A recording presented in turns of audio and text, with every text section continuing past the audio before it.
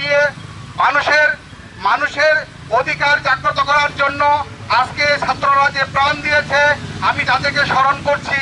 আমি স্মরণ করছি আহত শহীদ জুলাই আগস্টের যোদ্ধাদের স্মরণ করছি। আমাদের ছাত্ররা যেইভাবে তাদের বুকে রক্ত ঢেলে দিয়ে এই রাজপথ রঞ্জিত করেছে, আমরা তাদেরকে বলতে পারি না আমরা তাদের রক্ত পিতা দিতে দেব না। আমরা তাদের জন্য কাজ করার জন্য আমার তো বাবারা চাচারা আমরা একত্রিত হয়েছি। আজকে হয়তো আমরা ছোট্ট পরিসরে আমরা এখানে জমায়েত হয়েছি। আমরা যদি সকলে কাজ করি, আমাদের এই সংগঠন এনসিপি একদিন রাঙ্গামাটিতে আমরা এখানে আমাদের অধিকার প্রতিষ্ঠিত করতে পারবো। আমাদের সেই অঙ্গীকারগুলো হচ্ছে: 1. ন্যূনতম মজুরি ও বাস্তবায়ন, স্বাস্থ্যসেবা ও আবাসন,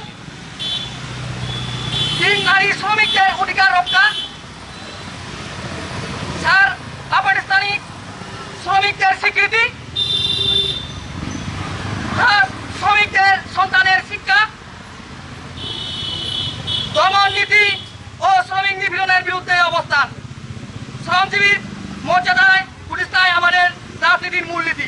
রাঙ্গামাটি শ্রমিক উইংস যাতে ভবিষ্যতে এর চাইতে বেশি করে প্রোগ্রাম হাতে নিতে পারে, আপনাদের সহযোগিতা আমাদের কাম্য এবং ভবিষ্যতে পাবো আশা করি।